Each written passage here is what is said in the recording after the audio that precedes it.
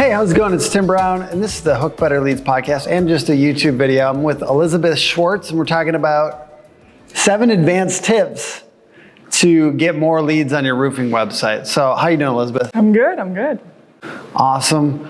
In the era of social media, hey, you've been living like through all of social media almost. Yes, TikTok, Instagram. But what about like when you were born, was there social media?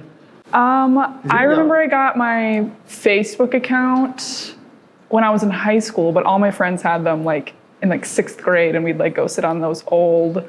What year were you born? 1999. So like literally like maybe there wasn't MySpace yet, but it was like maybe a couple years after that. Okay, but anyways, by the time you were like aware, there was social media already happening. Like yes, very much. And I always see that, like I think about Gen Z a little bit with people on computers, because Elizabeth is Gen Z.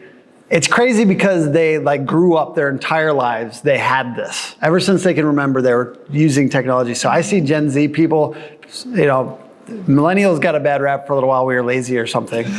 Not all of us, but like I see how quickly Gen Z moves on computers, and it's kind of crazy to me. Yeah. The first question really is around social media versus website. Like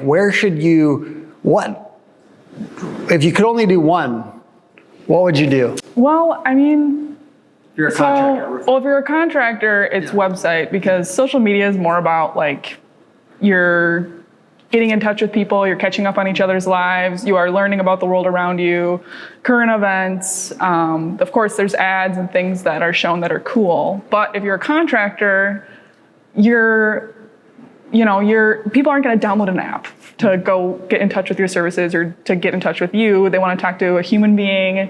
A lot of times, contracting services are things that need to happen, things that have to get done, because if I'm on social media, I'm scrolling, I'm browsing, I'm just kind of consuming data and content. But if you're a contractor, yes, some of that's consumption, but a lot of it's like, hey, I need something fixed in my home, and I'm a little more direct with where I need to go. So it's less about kind of gathering, and it's less casual. It's a lot more streamlined when it comes to being on a website other than being on social media. What are 3 or 4 things that every roofer website should have? Well, every roofer website. Let's say you could only include like 4 things on a website. 4 things. Well, I would say, and this is almost across every website, is that you need to have emotion. People on your website are human beings, and if you're a contractor, you're a human being, and sometimes that can get lost on a website. You know, the internet's very cold. It's very non-personal. You want people on your website to feel that they're talking to somebody who's real and who's actually done the work. And so whether that's through a headline, something as simple as like, get in touch with us today, or we're here for you, or something like that, to kind of pull people in and know that their services are tailored towards a human being.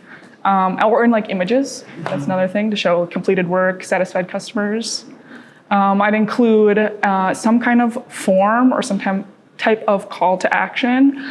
We work again with contractors. They want their roof fixed. They're not really on the site to browse and to shuffle around. Maybe they are to learn more about your company, but they want to just get in touch right away, especially if it's an emergency. We really want, if you're an electrician or a roofer, you need that fixed as soon as possible.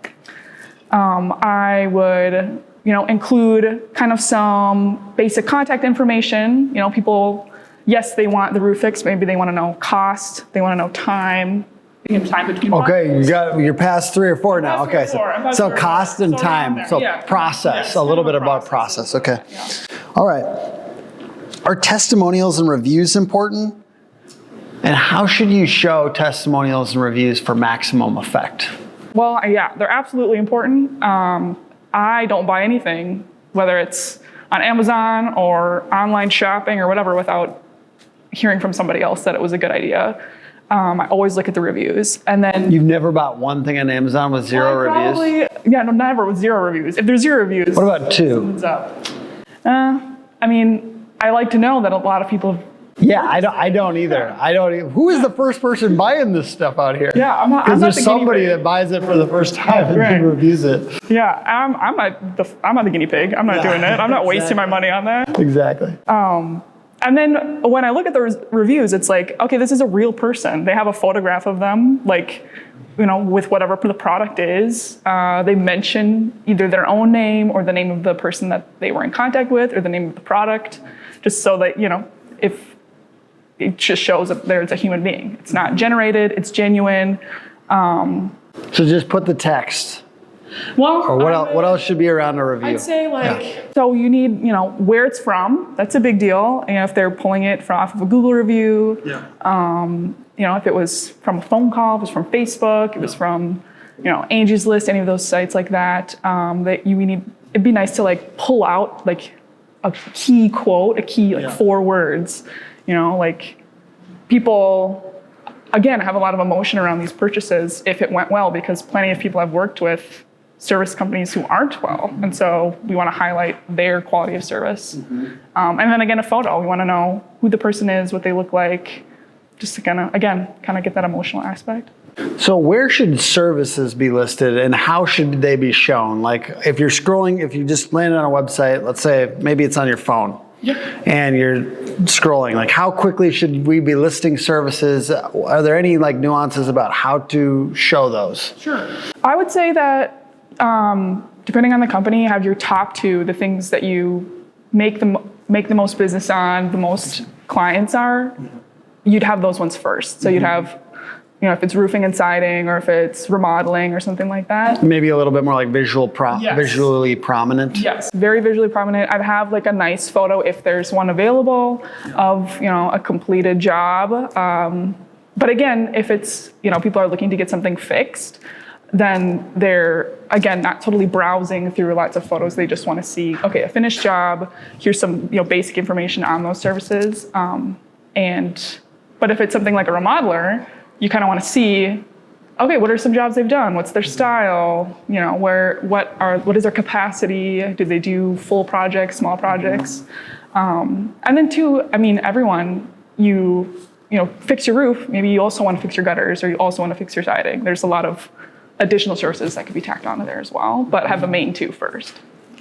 I like that. And I always think about, there's been studies done where they have 20 tomato sauces or something available, and they also did separate, experiment where they had 3, and people are more likely to purchase one when there's only 3 versus when there's 20, because we have something that's analysis paralysis. Right. When there's so many options, it's the abundance of choice. It's kind of a curse too. So if you can trim it down to your 3 core services represented on the homepage, sometimes that can be a good thing. Yeah. Because people are really, and part of it is sometimes we asked in the discovery sessions with people, it's so what percentage of your revenue is this service? Because if it's 2, maybe we could toss it. Yeah, maybe we could put that in the menu or something, but maybe it doesn't need to be featured on the homepage. Yeah.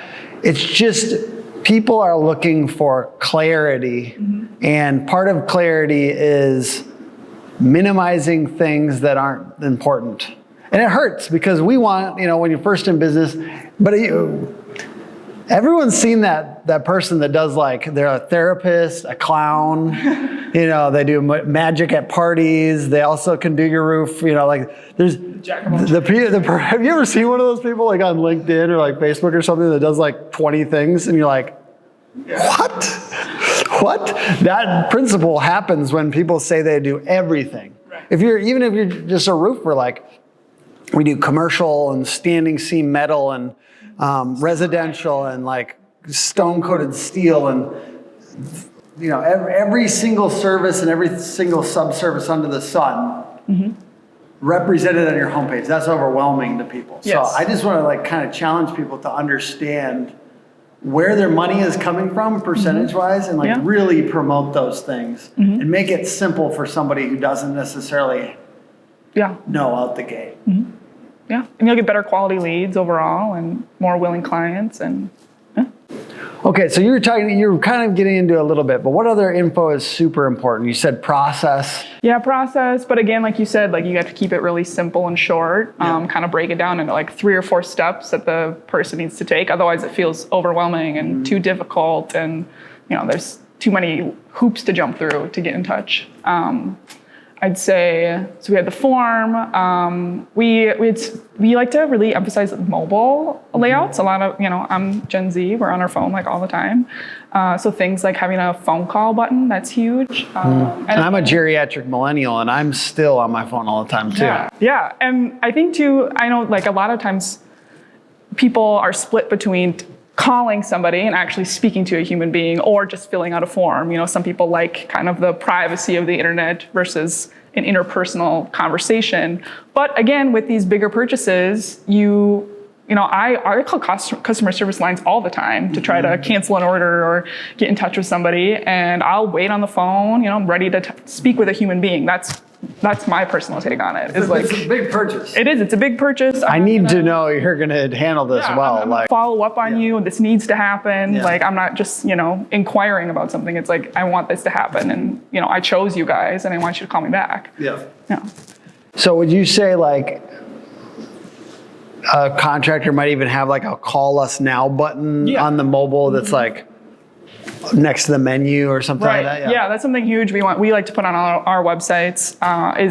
So you have the mobile navigation, but you also need to have just a quick option. Everyone's a lot of times when I'm on my phone, I'm multitasking, or I'm in line or something like that. I want to know who I can call, where I can call immediately, without having to search for it and dig for it.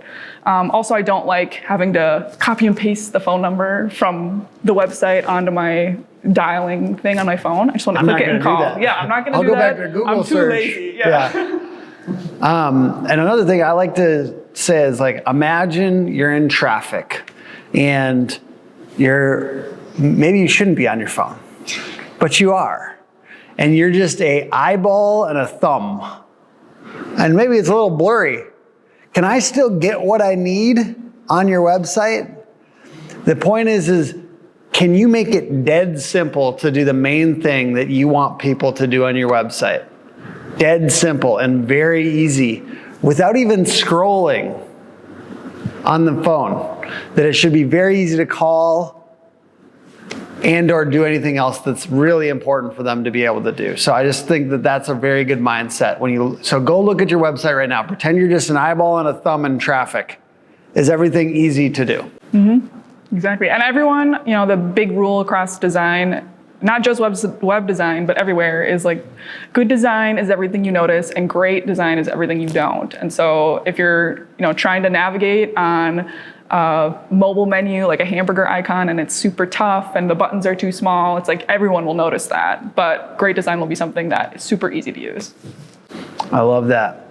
So how do you deal with it when a client has not as many photos as you might like to see? Like, let's say they don't have a ton of original photos. How do you navigate that as a designer? When is it appropriate to use stock photos, or is it never appropriate to use stock photos? I like to use stock photos kind of for that first initial look. A lot of times, we want to see a human being, again, smiling, happy. When we have our kickoff discovery, we like to know who's like their ideal client. Is it a family? Is it, a commercial business or something like that? We want to kind of target our websites to their ideal customers. And a lot of times they don't have images of that, which is totally fine. So we'll use it for that, for kind of that hero, the top element. But we'll use their photos for some service images, a gallery. A lot of people like to see a finished product. And then also, everyone can doctor a photo these days. There's plenty of apps on your phone, plenty of Photoshop, wannabes out there, and you can definitely doctor a photo. That's not out of anyone's capacity. I feel like everyone kind of knows how to do that. I want to note that the reason that we like the smiling photo, and like ideal scenario, a smiling photo of somebody that's probably a homeowner in front of the home, maybe with the roof in the background, experiencing the benefit of having a wonderfully roofed home, right? There's something called mirror effect. The mirror effect is a psychological principle of when you see a picture of somebody smiling, experiencing a benefit, you might even imagine yourself in the scenario of that person. What would it be like to be in that scenario, enjoying my new rooftop? Whoops, guess what just happened? You just became primed to potentially work with this company. Hey, good marketing, you don't even notice it. It just happens to you. That's what they're doing. That's the best commercials on TV, puts you in that mode of what would it feel like to be in that position. And you can hate on it and say marketers are bad and they're manipulative and all this, but guess what? I like being sold to personally. I like it when somebody cares about how I feel and tries to make me feel good. And that's what you have the opportunity to do with the photos of smiling faces on your website. So go look at your website now. Does it have smiling faces? And could you include more? Is there anything else you want to say about what makes an effective website for roofers in particular? How can they go improve their website now? I would say figure out what, your specific company, there's different features that you can mention that make you stand out amongst your competitors in your area, whether it's more timely consultations, if it's a free inspection, if it's a warranty or something like that, and put those kind of at the top of your site as well, and just have them in short, bite-sized. We promise this warranty, this is our guarantee, things like that. Find those kind of buzzwords that allow for you to stand out, things people will remember, and you can even brand those towards yourself. Just find a way to be like, okay, this is me, this is our company, and we stand out amongst everyone else. What have you seen, like, as you've kind of looked around the internet, like the best roofing websites? Have you seen anyone that does better websites than Hook Agency? What is your vibe? When's the last time you saw a really good website that wasn't Hook Agency, and what did you like about it? I'm trying to think. I guess it's a good one. I don't know, I like a lot of clean design, whether that's for certain software products or technology products. So you take inspiration from other websites that aren't roofing? Of course, yeah. Everyone knows what websites are good and what aren't. If you've been on these high quality websites, why can't we bring that to roofing and construction? We want to give people the best work out there, and we steal stuff all the time from technology. They're usually very high in UI and interesting elements and things like that, very modern, up to date. We take a lot of inspiration from fashion. I know we do look at colors and just kind of overall vibe from fashion. We look at, online shopping, online products, stuff like that, just to kind of take it all in. Yeah, I think a good rule is who's spending a ton of money on their marketing? What sites are making a ton of money in whatever niche, and take inspiration from them and look and think about the principles, not necessarily wholesale snatching everything from it, but the idea of why are they doing this? Why is Apple doing the things it's doing on their website? They make a lot of money, right? So taking the principles of other industries. Okay, so if you don't mind, look into the camera for a second and talk to me about why should somebody work with a little bit higher end website design company versus some of these kind of low-end theme website companies, and maybe invite them to work with us if you think they should. Sure, yeah. Our websites are very tailored towards our clients. We get to know you. We spend a lot of time digging into your current website, getting to know you, meeting you, and finding how you can stand out amongst your competitors. Our websites are completely custom, no themes or anything, but very flexible and user-friendly. A big thing here at Hook is we like you to own your own marketing and you own your own website. And yes, we help you with that and we build it for you and we design it and tailor it, but and in the end, it's yours. And so that's a big deal for us. We put a lot of time and we put a lot of thought into every single element that goes on every page. We tailor them towards SEO, so you can rank higher on Google.